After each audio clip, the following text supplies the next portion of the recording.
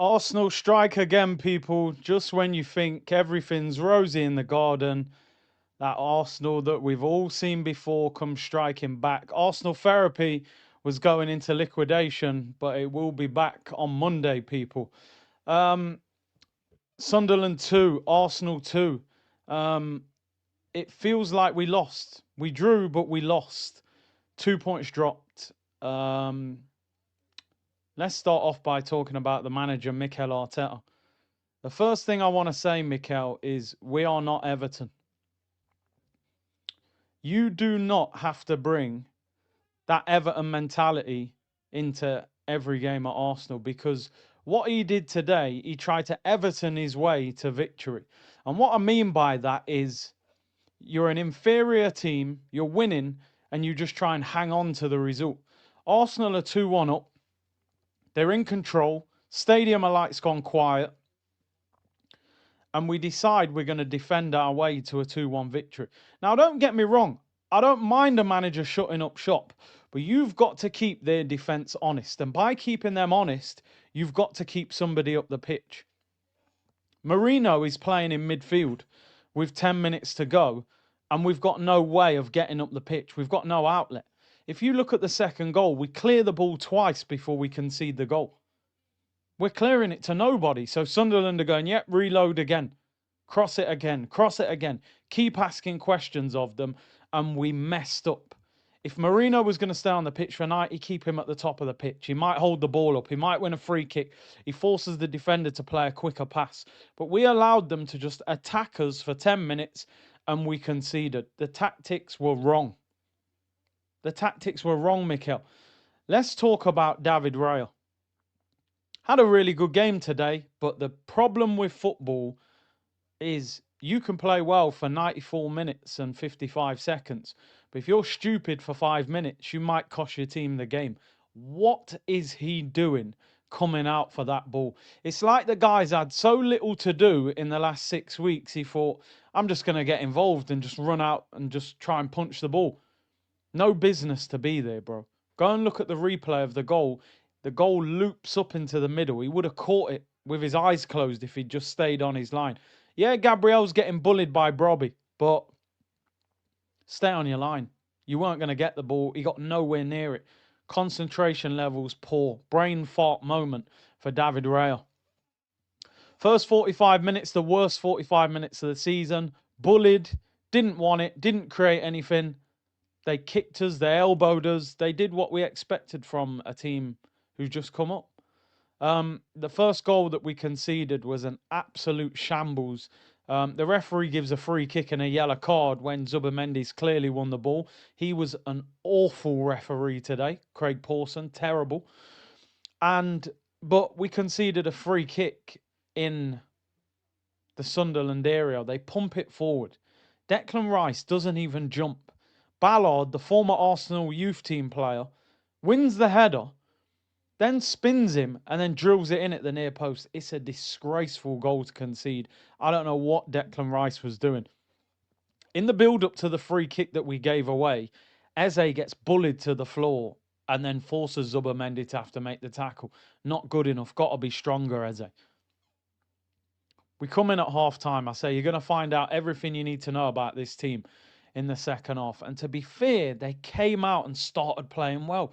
Saka, who I thought was poor in the first half, scores a good goal. Trossard, who I thought was poor in the first half, scores a fantastic goal. One of the best goals we've seen this season. Brilliant overlap from Calafiori. And you're going, that's goal of the month already. That's one of the best goals we've scored this season. And instead of that being the winner, we go and mess things up. It felt like Arsenal 23-24 at the back end of the season. And it felt very like Arsenal in the past few seasons. Dropping points. The whole world is saying, you know City and Liverpool are playing on Sunday. You've got to win and put even more pressure on those two. And we draw the game. We draw the game 2-2. Marino today, non-existent. Good assist for Saka, but it's a 10-yard pass. Apart from that, he did nothing. He rolled over every blade of grass at the Stadium of Light today. I've never seen a player roll around on the floor so much. I let him off with the elbow. That was a rough challenge. But the rest of the game, ooh, ow, ee, ooh. Xhaka's shouting in his face. No one even went up to Xhaka and stuck it on him and said, move, bro. You don't even play for us anymore. Shut your mouth. Soft, weak. Eze, bro. Not going to get carried away. There's a long time left in the season. But let's be real. He has underwhelmed since signing for us. Let it all work out video was one of the best moments since he signed for the club. Don't get me wrong, the Palace goal, the Newcastle performance, Atletico, he was good. The pass to Martinelli against City. When Odegaard got injured, I said, I want Eze to ball out and put him under pressure.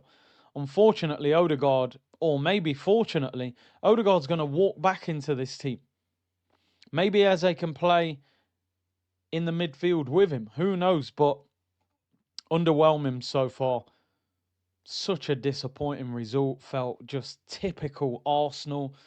This is the feeling that we have, which is why we don't win league titles. I'm trying not to overreact. But when you've got an international break, you need a good result. You know for 2 weeks that result is going to, linger. Hopefully it's a good result, but that feels like we've lost.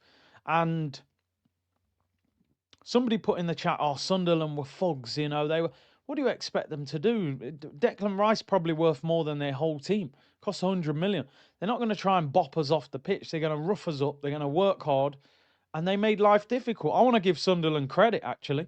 Newly promoted team, third in the Premier League. And they made that a very, very difficult game for us. Really difficult.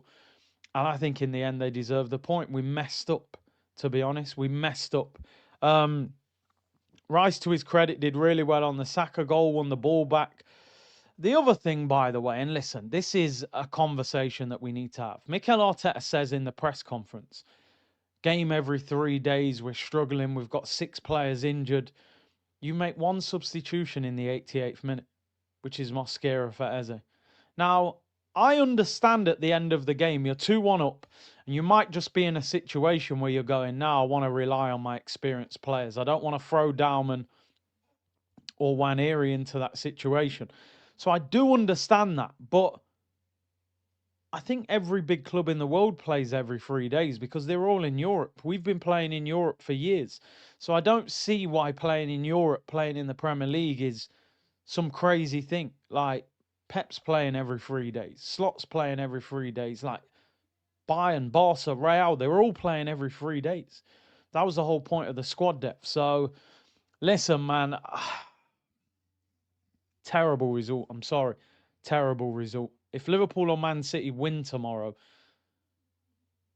momentum's going to be with them now. City have just beat Bournemouth, beat Dortmund.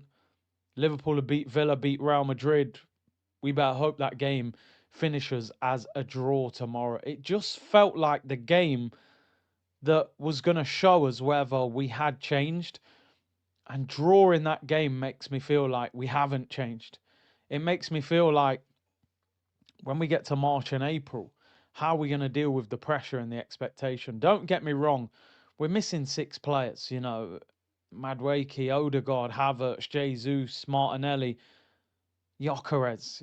Not many teams would deal with 6 attacking players being injured, but we should have won that game. That is 2 points dropped, and it's a horrible feeling going into the international break. And that week back, we got Tottenham, Bayern Munich, and Chelsea. So, listen, let's see. Let me know in the comments what you think. Who would be a man of the match? I mean, it would have been David Raya if he didn't do that foolishness at the end. I thought Trossard was good second half, and he scored a belter, so I'd go with him. I thought Rice did well, but that first goal, he was terrible. Why did he not jump for the header?